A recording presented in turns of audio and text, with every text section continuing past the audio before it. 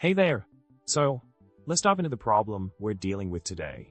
We're working on spatial data and are using the SF package, trying to check if a set of randomly generated points falls within a bounding box. Everything was going smoothly until we hit a roadblock, an unexpected behavior when expanding the bounding box beyond a certain threshold. It's quite a head-scratcher, isn't it? Now, let's talk about the solution. By toggling off the spherical geometry feature with use_s2 false, we prevent longitude ranges from exceeding 180 degrees, which was causing the anomalies in our coverage tests. It's all about managing those geographical coordinates and bounding boxes effectively. Continuing with the solution journey, we inspect the WKT representations of the bounding boxes. For box_low 180, both GEOS and S2 geometries align perfectly, ensuring consistency in our spatial calculations. This alignment is crucial for accurate results and preventing any unexpected outcomes.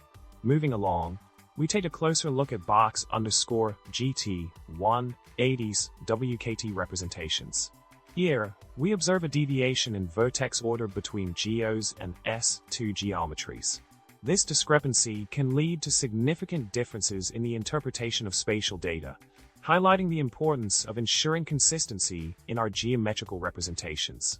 Lastly, with SF_use_S2 true and the S2_oriented option enabled, we maintain control over the ring direction check, ensuring that our polygon areas are correctly defined.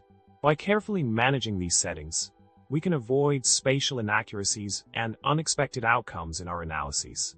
To wrap it up, we've successfully tackled the unexpected behavior in our spatial data analysis by fine-tuning the spherical geometry settings and ensuring consistency in our geometrical representations. Remember, when it comes to spatial data, attention to detail is key.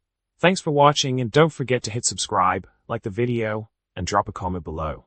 Stay spatially savvy, folks.